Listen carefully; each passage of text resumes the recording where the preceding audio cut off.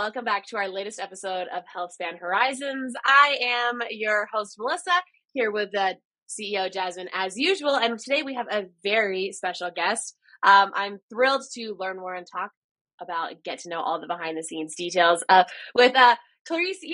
Oh my gosh, I just blanked on how to say her last name. That's fine. Aiello. Aiello, yes. There we yes. go. Okay, yes. I got literally nervous for a second talking about it, so I don't know why. It's not like I don't do this on a regular basis, but here we go.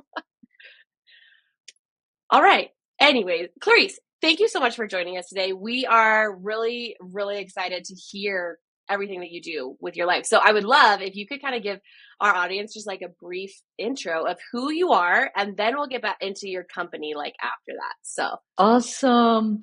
Thank you both for having me here. Thanks to the audience of Healthspan Horizons. I'm super excited to talk to you today about quantum biology. So Where do I start? Where do you folks want me to start? Maybe by me defining what quantum biology is? Well, I'd love to hear your background on like how you got into this. This is a pretty, I'm not going to say like techie field, but kind of a techie field that especially, no offense to women, but it's not one that women are in very often. So I'd love to hear like how you got started in this. That's correct. It's edgy. So I am trained as an experimental quantum physicist, which means that I build instruments to study and control tiny objects that, because they're tiny, they follow different laws from the laws that rule the big things around us. At very tiny length scales, the length scales of a couple of atoms, the length scales of a couple of molecules, the Newtonian mechanics that we learn in high school, they're superseded by the laws of quantum physics. Those laws are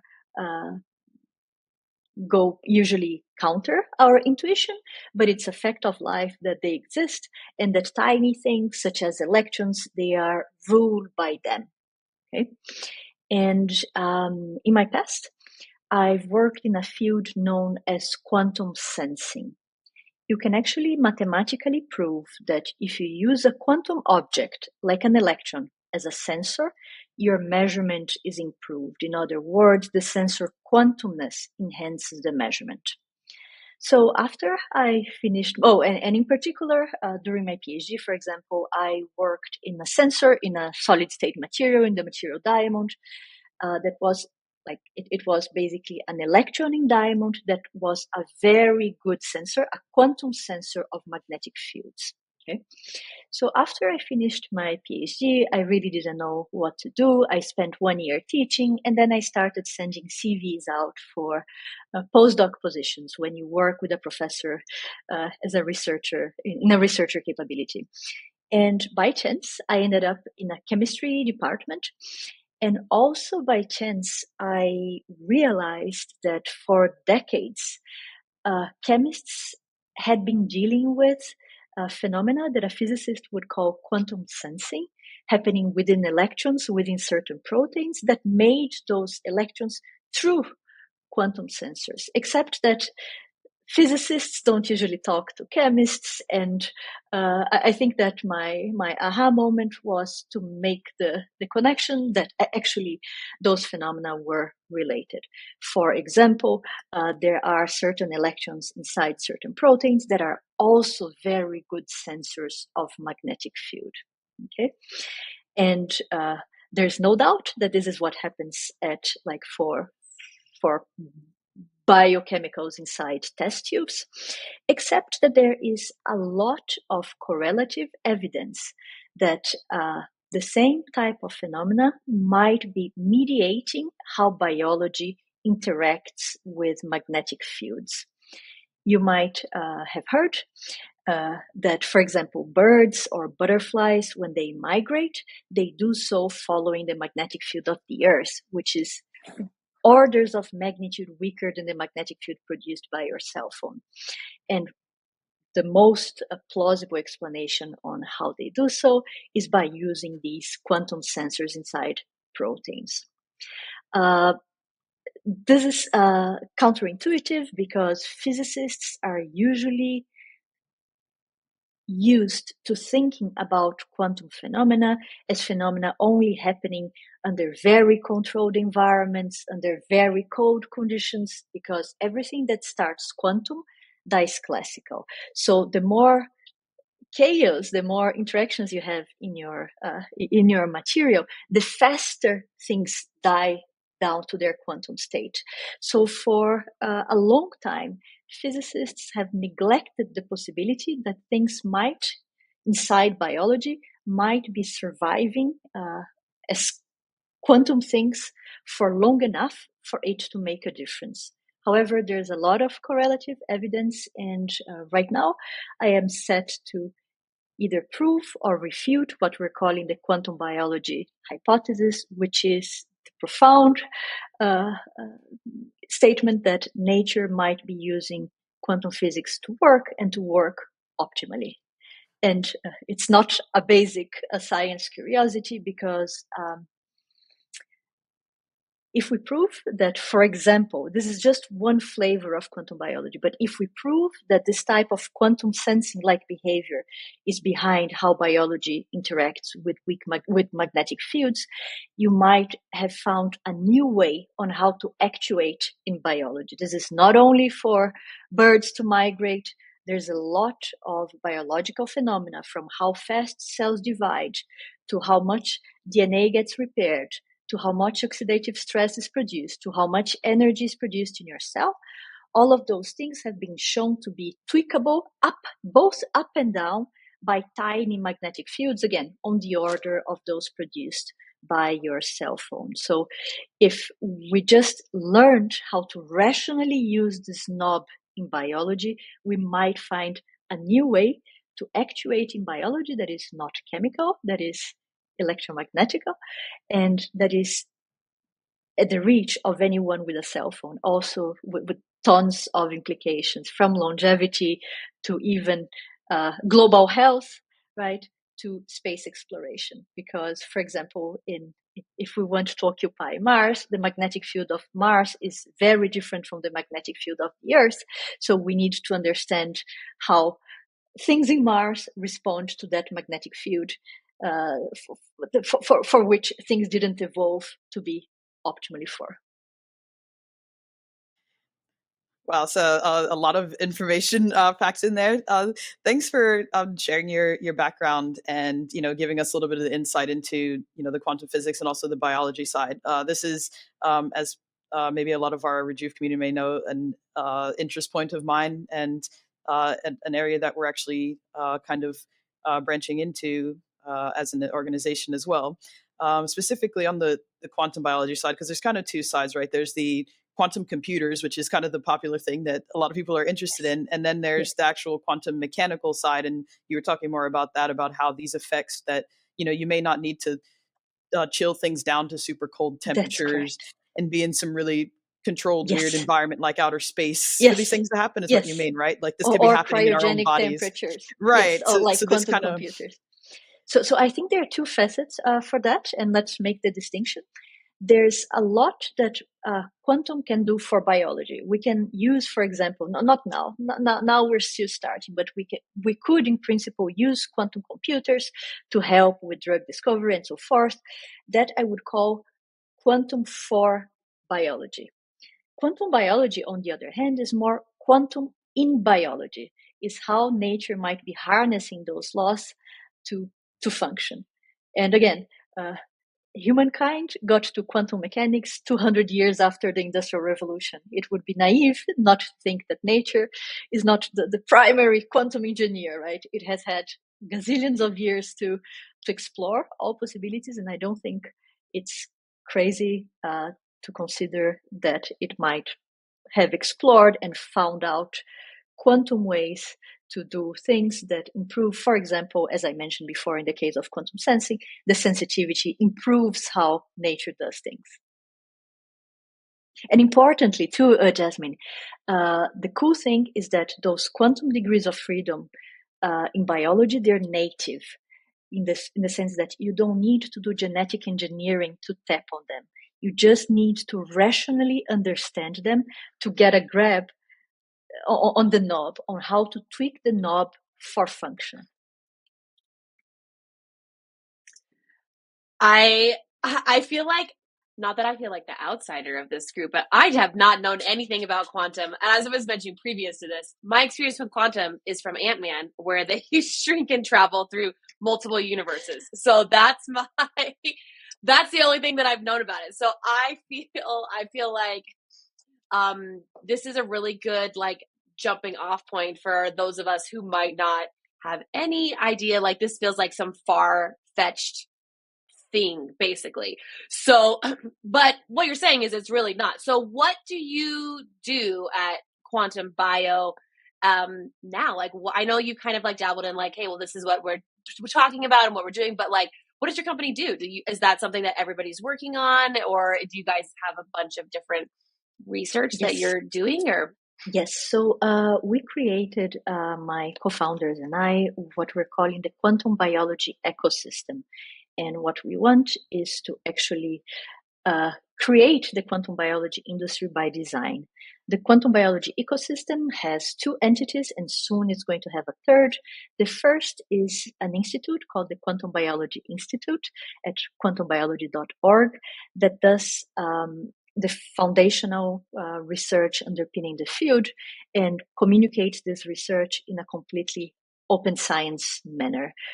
This is, for example, the strategy that Unix has used to make people Unix in the computer science community is an open source project, and that has made people start using this platform. The Institute wants to give away IP as a means of bringing more people into the field. The second pillar is the community pillar, which we do with the Quantum Biology DAO. A DAO is a decentralized autonomous organization that aims at actually increasing the community and communicating quantum biology to the public, and you can find us at quantumbiology.xyz. The third entity is we're going to launch it soon, the Quantum Biology Incubator. It's going to be a venture studio that aims to commercialize innovations coming from quantum biology research. Right. So right now, we just moved places. The institute is now in a brand new lab, and what we're doing is building a special type of instrument, which is just a glorified microscope that aims to unambiguously prove or refute that nature runs on quantum. So as I was mentioning, we study the flavor of quantum biology that aims to unveil how biology responds to tiny magnetic fields like the one produced by your cell phone. So the evidence for that this is that a quantum phenomenon is behind this exists at two very distinct length scales. There is no doubt that proteins in solution at room temperature respond to magnetic fields in a way that is absolutely quantum. It's like a bona fide quantum sensor way of responding to magnetic fields. Now, the next level of evidence comes from organisms like birds and flies and butterflies that react to magnetic fields in a way that is consistent with the same type of of quantum phenomenon happening inside the proteins, actually surviving inside the cells for long enough for it to matter. So what we're doing is creating new instruments to actually bridge those length scales. What we would like to do is check at the level of a single cell if we can actually see the quantum phenomenon happening inside a cell, right? Not under test tube conditions, but inside the cell. And then if the quantum phenomena is sustained for long enough for it to matter, which is still super short, on the order of nanoseconds. If this quantum phenomenon survives for long enough for it to matter, we would like to understand how it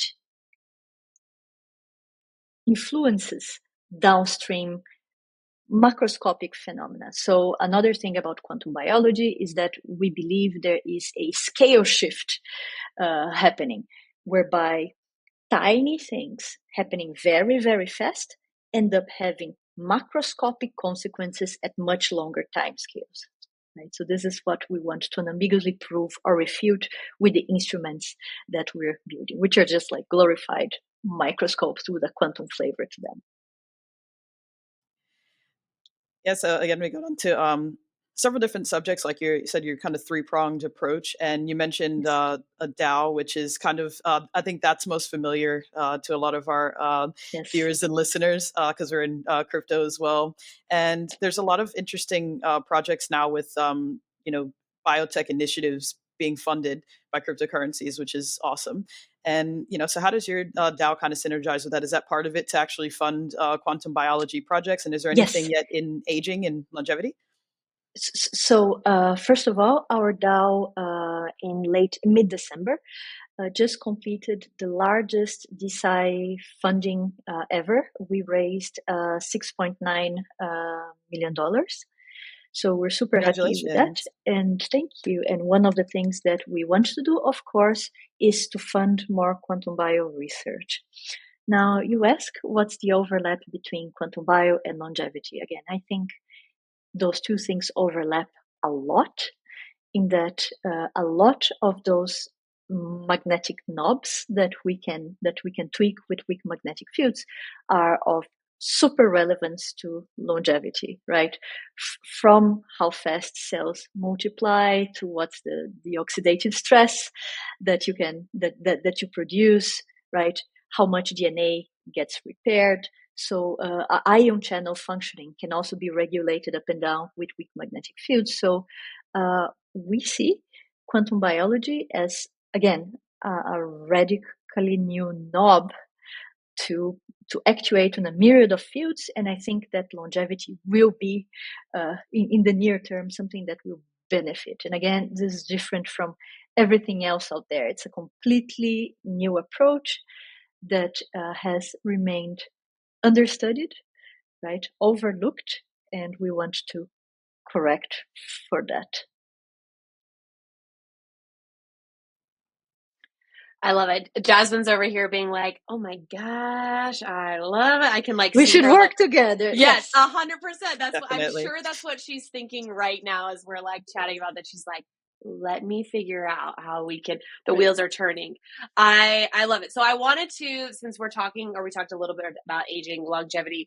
I know that we've seen how like quantum physics has played such an important role and is upcoming in tech right now. So how do you think like quantum biology is going to, like, what are your hopes, I guess, for therapeutics and for medicine in the future? Do you feel like that's feasible in the next 5 years? Is it a 20-year thing? Like, or what is your vision for it if you had to put a title to it, I guess? I think that it's coming within the next decade.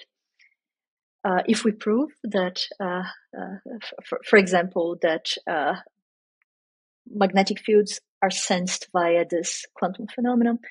And as for medicine, people have been finding weak magnetic fields that do stuff in biology for decades. For example, there are many companies, RejuveAI, they have a pad that produces a weak magnetic field that actually helps with diabetic pain, diabetic inflammation. There is a company called Novocure. They produce like headbands that produce weak magnetic fields to cure brain cancer, right? So, and there are many interventions like this. To the extent that we could find out, all those magnetic fields were found by chance. So people haphazardly explore this huge phase space of magnetic field intensity, frequency, direction, duration of exposure, all by chance. What quantum biology gives you, coupled to the way that we do quantum theory based on the results of the experiment, is a rational way to understand those phenomena so that we can have predictive power. Right? So if a company found one magnetic field that does something awesome, imagine if we had a catalog, a code book on how to actuate on this stuff. You can think about maybe having an app in your cell phone, and then you go there and say, well, today I need help with wound healing. wound healing has been shown to be tweakable by weak magnetic fields. You go to your app and you say, today I need help with wound healing, press a button, and your cell phone produces the magnetic field that you need, and then you do like this. So the idea is to really write a code book. I think that this whole field is going to be unleashed the moment we stop haphazardly searching for those effects and actually start using a rational way to understand those effects so that we can predict them. We can predict which magnetic fields do what. So yeah, so you're getting now into this like prediction aspect, and it kind of gets to another part of. Wait, I don't know if you guys can actually hear me because you're frozen for me. Yes, which means you probably yes. can't. Okay, we can cut that part out. Yeah, so. The other aspect that our users are most, or viewers are most, because I'm thinking app too, are most familiar with is the AI side. So this has great implications for machine learning. I know quantum machine learning is still a bit new, but it seems as though we can get more in-depth simulations at the molecular level if we're integrating these mechanics. And then also, how important is it that these sensors, like the physical, sensors, can actually, let's say, record cellular activity? Do we kind of need to be able to record, transcription and things of that nature in order to get that, or can we do a lot already in the near future with just algorithms? So a couple of points. First of all, there are already technological quantum sensors that are put inside cells to do exactly that, to get better data, right? Quantum sensors getting data from cells also helps because technological quantum sensors are sensitive. I think that the power of those native quantum sensors are more to mess up with biology, okay, to tweak biology instead of like grabbing information. I think the power of that is being able to change biology using a completely different lever. For AI, I love AI, and I think it's necessary but not sufficient, in the sense that I don't think an AI would be able to predict the sort of effect that we're aiming to study in biology, and we still need instruments to take data points. Also on AI, let me sort of reverse the point of view a little bit here. So we think quantum biology might help us think about better ways of building AI machines. For example, we believe that basal cellular functioning, I'm ready to bet for like all cells, including neurons. I'm willing to bet that basal neuronal functioning is quantum at some level. So I wonder, I don't have a solution for this or a better way of thinking about this, but I wonder whether AI models that do not take into account this quantum base layer functioning of neurons might be able to reproduce, to get to true AGI, for example, right? I wonder if AI will need quantum hardware in order to truly mimic what's going on in our brains. So I think that maybe if we can prove, if that's the case, that basal neuronal functioning requires some level of quantum, that we might see where it takes us in terms of how we develop AI architectures. That's actually kind of a debate within like the AI and AGI world, is that do we need a quantum computer to get to AGI or not? Yes, I guess totally. yeah, there's different views there. You said the AGI buzzword, and I was like, "Oh man, let's dive in. Let's let's see," because there's so many different thoughts about it. So, and as a company that works in AI, I think there's a lot to be said of just there's so much scope that we don't have or don't know at this moment in time. Yes, I agree. Okay, so my other question that I had I wanted to kind of like circle back for like back to your DAOs. Only because I feel like, again, that's something that Jasmine mentioned that a lot of people we know about. There's quite a few. We've recently, like, we did a podcast with Athena DAO, and so we've done a lot. So they're nice. Laura's nice. Did you interview Laura? She's so nice. Yes, she's so great. And again, she's another one of these women that we love to have on. Women in DAOs, yes. Yes, especially like women in Web3 is like such a hard thing. And honestly, women in science is just like a whole different category that, not that we don't love having men on here too, I'll put that on here, but there's something different to be said about having women and educated women be able to come on and talk about what they're passionate about. And Laura was great. We did her a few episodes ago and we loved, but so I know you just said that you just started or you just raised for your DAO in December, right? So do you have any prospective projects that you feel are really promising, or have you worked with any right now that you're like, oh my gosh, I'm really excited about this? So part of the funds of the DAO, we're passing a proposal right now, is going to be funding the Quantum Biology Institute, funding the building of this quantum microscope, right? But even within the new community that we're gathering in the DAO, there are people proposing other things. And the next proposal that we're going to pass is going to have to do with the budget for those satellite projects that we want to support. And we think that having raised 6.9 mil, we might be the largest funder of quantum biology per se in the whole world. There is no standing program on QuantumBio in the main agencies, in the main federal agencies in the US, for example, NIH or NSF. There's no place where you can go place a proposal for QuantumBio. So we think that we're one of the largest funders of QuantumBio in the world. So we're super happy. The other thing that I think that the core team of the DAO is very committed to is, again, both transparency in the way that we do science. For example, because of that, all the people that we give money to, including the Quantum Biology Institute, are going to be mandated to put all their science online. At the Institute, we have plans to make our group meetings open to anyone on the internet, make our lab notebooks open to anyone in the internet. And even within the DAO, within the Web3 community, we hope that we can communicate and make the Web3 and the scientist community talk. I think the DAO is super cool because it puts people in contact who would never find themselves in the same room, right?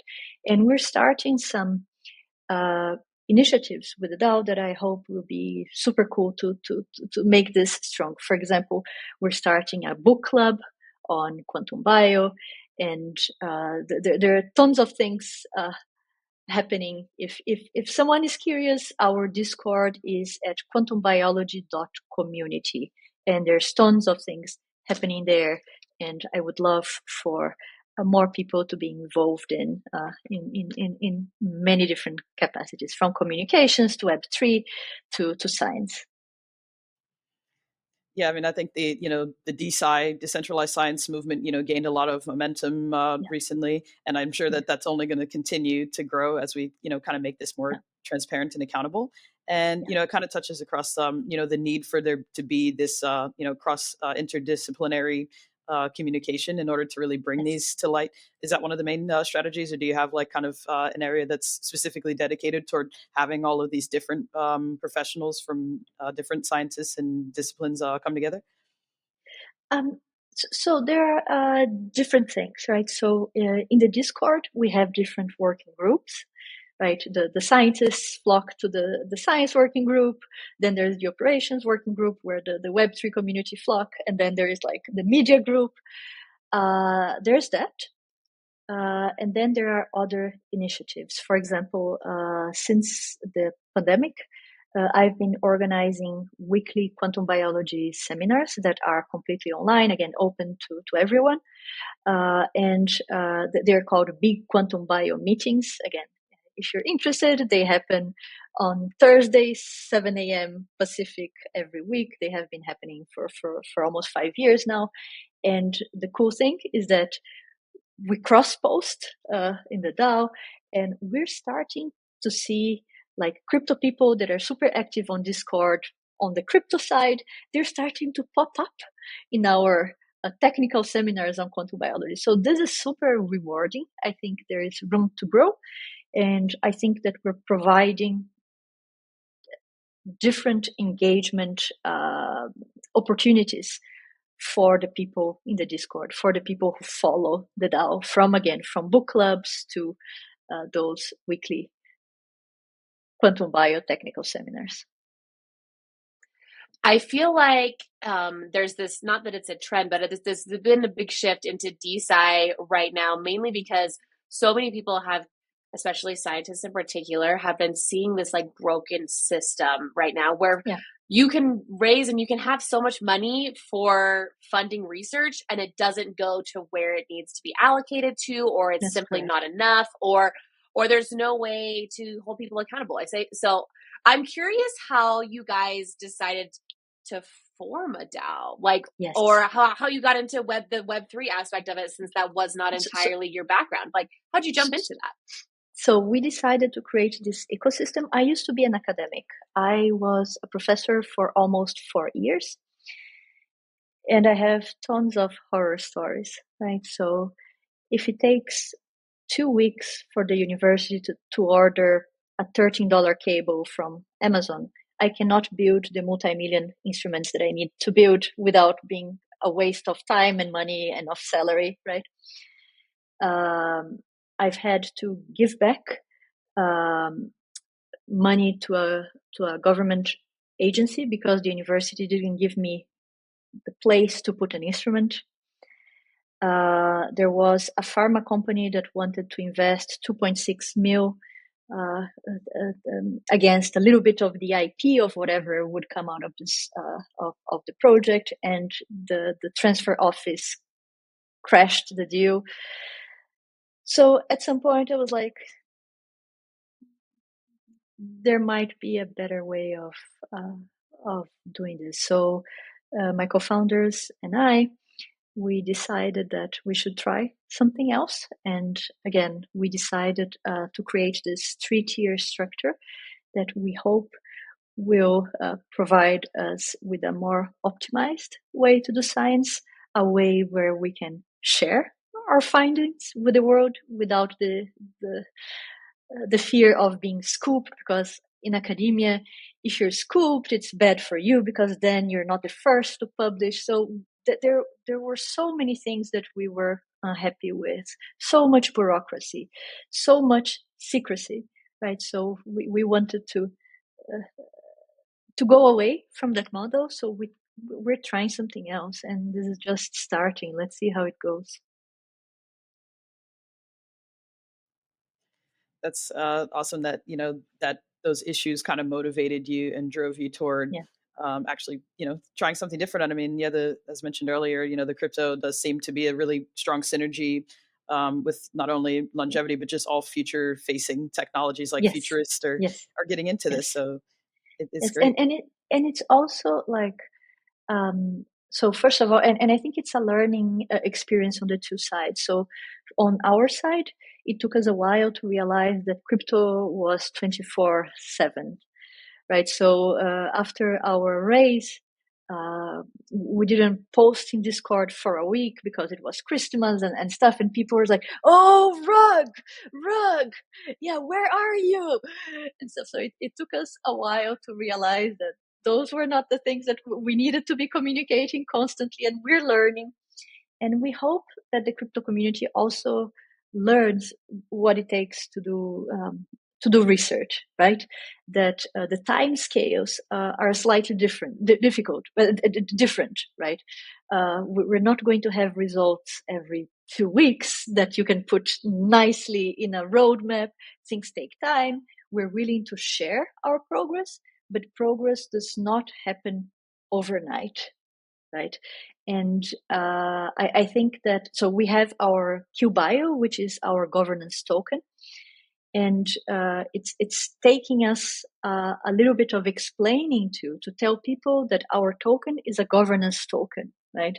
That we don't want people to use the token as like a financial thingy, that probably that's not going to pay in the short term, that the investment in the project is long term. For example, the team's tokens vest over like 8 years.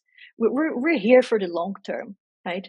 The success or failure of this project will be like measured in years, not in weeks. It's not going to be, success, 100% of this timeline happening.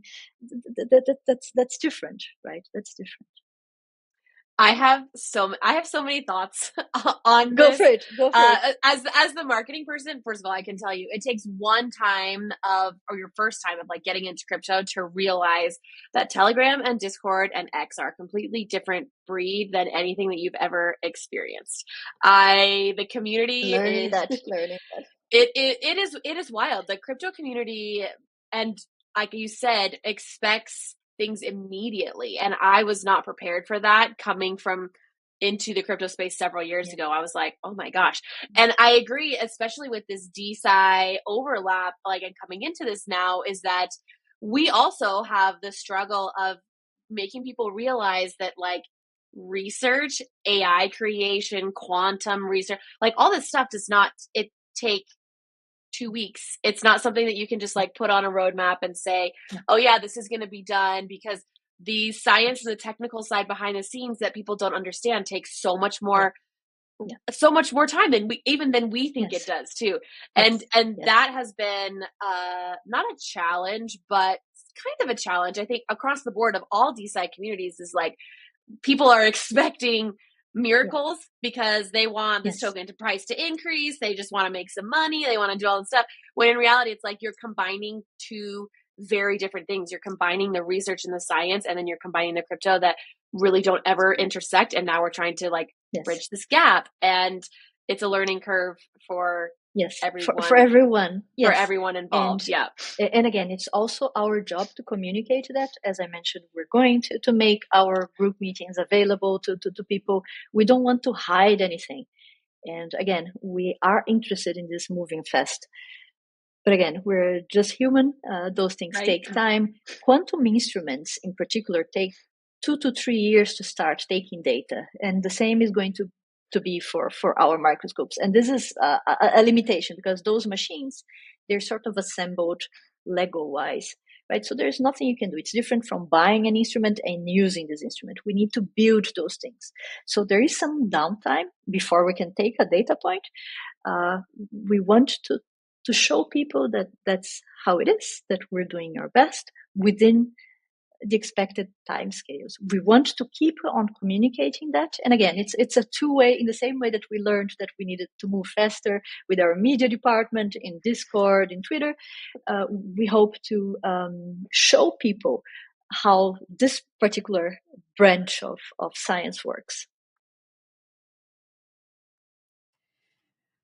Yeah, I'm definitely with the echoing what you said about the crypto people. It's kind of, at one point there's like this mass excitement and support, but then, as you mentioned, all of a sudden, especially that couple weeks afterwards, we experienced the same after our launch, where it's like, where's the news? Where's the news? I'm like, the news is that like we've done it, like we're here and we're building now and we're hiring. But it's like, no, you have to keep pumping out stuff, or otherwise people, and that's because of the stage of immaturity of the space, where there are a lot of rug pulls. There is a lot of fake scammy stuff. And as you mentioned, the transparency is so important in this space to let people know, like, I'm a real person. Hi, hello. And we've got a team and we're working. And no, we are not, just making pretend here. Like we're actually doing real stuff. How did both of you overcome that? What were signs that you shared with your community that helped you establish yourselves? If I may ask. I think we have some community moderators, and we have a community manager that is pretty active on our Telegram and our Twitter, and our Discord, and they basically keep it alive. But even still, I mean, depending on the time of year, depending on if crypto is up or down, people always have things to say. Yeah. And I think it's one of those things where we've been very clear with like, we've written a blog post every year, every quarter update with like, hey, this is what we've done. This is what we are doing, so that people, again, I think we all express pretty good transparency of like, hey, this is where this money's gone to. This is what we're doing with it. This is what our AI development is. And on one hand, obviously we are not a DAO, so we do not have like, people do not have governance into like how we do everything. But I think for us, it's come down to a lot of just like constant conversation. And again, we post blogs and we post updates. I think we do like a weekly update of like, this is what our dev's been working on for the app, because our main one is our app launch that's coming up very shortly. So we go, this is what the dev's been doing this week. This is like, A, they fixed this, B, they put this new screens in, and that kind of stuff. And people seem to like that, so that it at least feels like feels like something's happening. I don't know, Jasmine, do you have other thoughts in that? Advice. Yeah, I mean, the frequent communication, making sure that your social profiles are very active, because that's important to people if they go there and they see, oh, it's been so long since, people are terrified that like, founders are just going to run off with their money, because it does happen from time to time. I was going to say, rightfully so. We've seen it happen. Yeah, or on the other side, that it's like, oh, it's just not going to ever mature to a certain stage, and they're just going to waste it all and, never build anything. So yeah, keeping those updates and the progress and having people be able to interact directly with your team members. Of course, people have different levels of comfort with that sort of stuff, but, we do AMAs. I'm regularly, chatting in the Telegram channel myself and all that kind of stuff. And yeah, it's like and we do events in real life too. So people actually come and meet us and all that kind of thing. Nice. Very cool. How do you choose your venues? Are you spread across the US, or for example in Honduras? So how? Really, well, we focused last year. A big part of our strategy was longevity conferences. So, in that group this year, it's going to be biohacking and crypto, and also some longevity, of course. So yeah, just starting in the niches where people are going to be most excited about what you're doing. I think that's a key. Going and speaking to like-minded people, so you kind of grow the community. Yeah, I think that. Yeah, of course. I think that we found a lot of like-minded people at like the longevity field, and I'm sure the quantum is very similar, right? Where these are very specific niches, and once you kind of get in there and you make yourself known, people generally know you, or they will remember you from other conferences and things like that. And so we've really found within like the last year, because we really only started attending events within the last year, that we've made so much more personal connections over the last year with people when we started going to these really niche things. And I feel like quantum, I think quantum, longevity, and crypto are all different, but they fall into the same categories of people are kind of skeptical about all of them, right? Like, we don't know what's going to happen with crypto. Is it just going to be like this big flop? Is quantum actually going to be something that changes? Are we ever going to live for forever, right? And it's one of these, but all those fields intersect so well, I feel like, because you really have to be forward thinking enthusiast in order to understand the possibilities that can come from them, right? And so for anyone that's like, oh no, crypto is fake, but I love longevity, it's like you really can't pick and choose, because nobody's lived for forever yet, right?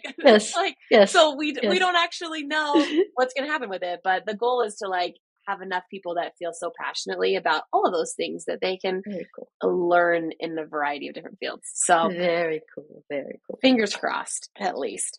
But oh my gosh, okay, we're already at like 45 minutes already, which is crazy. We really need to I guess wrap her up with our last couple of questions. So Jasmine, do you have a question that you wanted to hit? I know we didn't get to all of them on our list, but I'm sure you had something that you wanted to ask before I asked my typical last one. Actually, like, this is just something I wonder in general, because, in the beginning, you're kind of giving an intro to, the fact that, historically quantum is, kind of a thing that's in this specific environment. It's not necessarily in these like warm, wet climates of the body. So I always think, is it possible that it scales even further than that? Can quantum effects actually, apply to macroscopic objects and all that kind of a thing? Because of the fact that it's a law of physics, because I feel like laws of physics should apply universally. So what's stopping me from being quantum entangled with another human, in some kind of respect? I think that the main issue here are time scales, right? I think it's all goes back to time scales. For example, a macroscopic object might be in a quantum state, but for so short that you will never in practice be able to detect it. I think that everything goes back to timescales. For example, when we talk about our project, we say, well, we want to check whether the quantum states survive for long enough for them to matter, right? And this long enough is important. For practical purposes, my stance right now is that it's probably very unlikely that this happens at the scale of a human being. Maybe in the future I'll change my mind, but I don't think we would have any instrument right now capable of detecting that, because this probably would need to measure time very, very finely. Also, again, when people talk about quantum effects in macroscopic objects, they talk about it in the context of very cold objects in a vacuum that doesn't collide with atoms in a gas outside. So, for example, there is a group in Vienna that whose life mission is to actually show quantum properties in larger and larger molecules. So since the 2000s, they have proven quantum effects in fullerenes, those like balls made of carbon-60.